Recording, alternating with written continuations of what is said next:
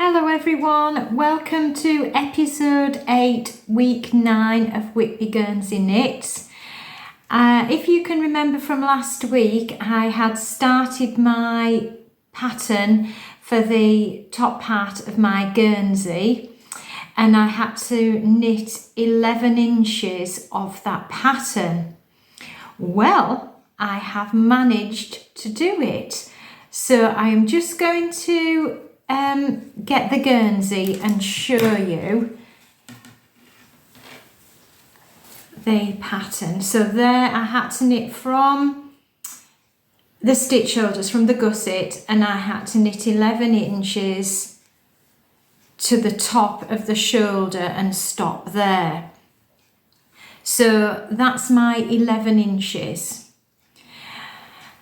What I thought about doing was, because I had that going on because it was knitted in the round and I had to adjust for 4 needles.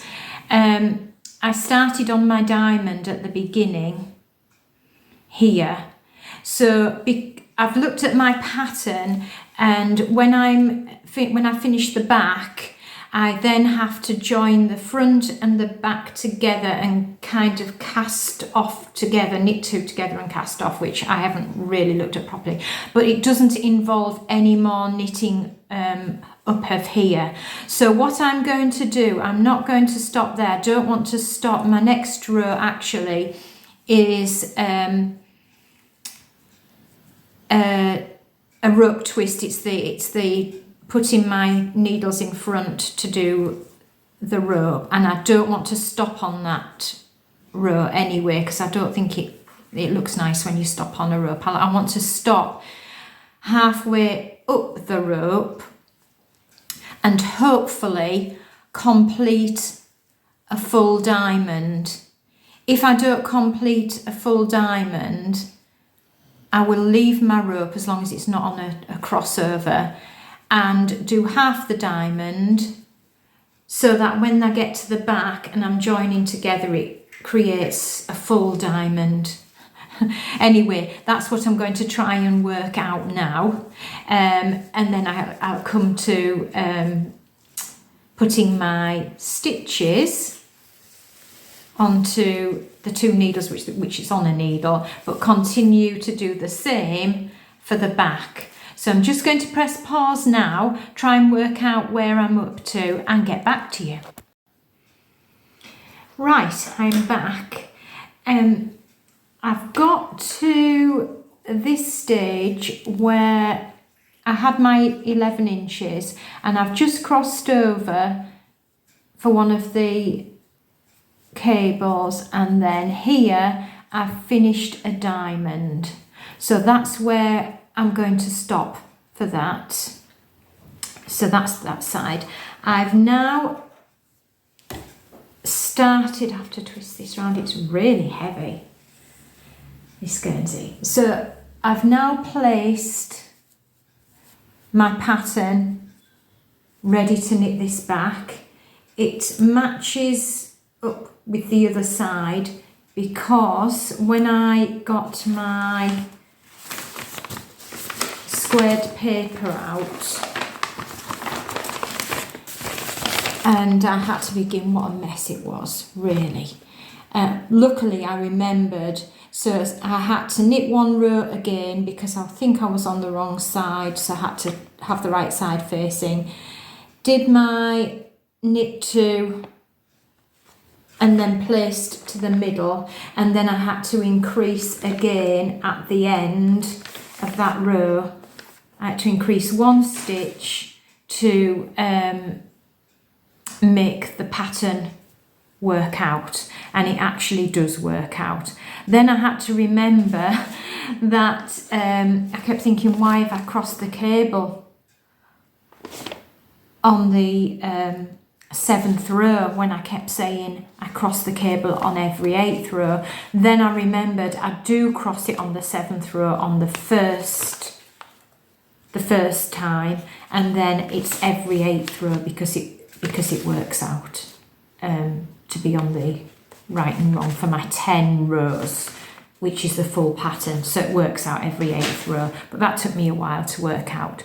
So my next step now is to continue knitting until I get this back to the same length as the front, and then according to the pattern, the body is now complete when I've done that. And I'll just tell you the next step, which is to work the first shoulder, and the wrong sides have to be together, and then it says knit front and back together by taking 1 stitch from the front and 1 stitch from the back and knitting them together. And I have to do that to a number given in the chart, but that's a long way off now. So I'm going to pause now and see how far I get to by the end of this week. Well, I haven't got much more completed, but I am getting there now. So all in all, we're at the end of another week and I have got the front finished.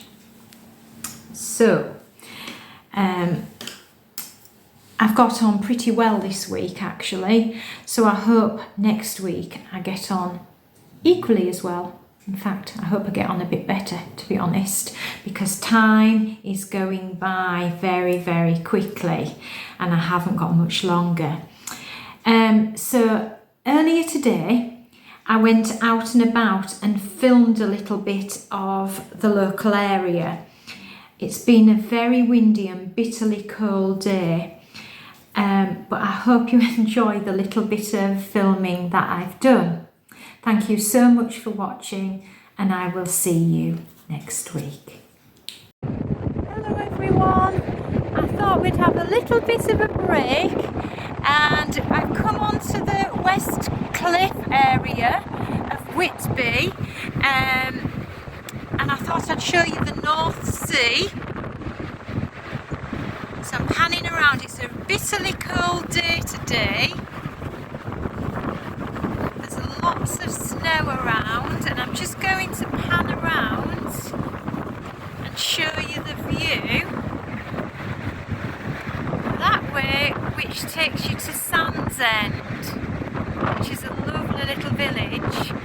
If you carry on past Sandsend and go around that the headland, you will come to Brunswick Bay and then Staves, and they're famous for different Guernsey patterns. So I'm going to pan back around. Unfortunately there are no little boats today, but this is the area where you see the little boats collecting their nets and putting nets out, so you can see just to Whitby. We'll go further down and see if we can see a little bit more. I thought you would like to see this amazing view. No matter what time of year, this view is just beautiful. In high summer or the depth of winter. I don't know if you can see the container ship out at sea, right on the horizon. And this area is in between Whitby and Sandsend, and it's called Upgang Ravine.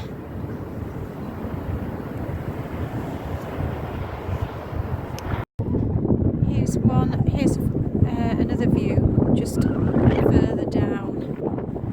You see the waves. Don't know if you can actually see the white horses. Right, so we're down now on the sea wall. The village up ahead is Sandsend. Look at the beach. 2 people walking along. In summer, it's so busy here. So I'm going to pan around. What a shame there's no little fishing boats gathering in their nets. I don't know if the camera will actually show up the little buoys where they're the markers for the nets. So I'm going to pan now. This is the pan around, and this is the the seawall, and hopefully in the distance as we're walking along you can see the famous Whitby Abbey. There's so much ice along this sea wall. Never ever seen it like this before.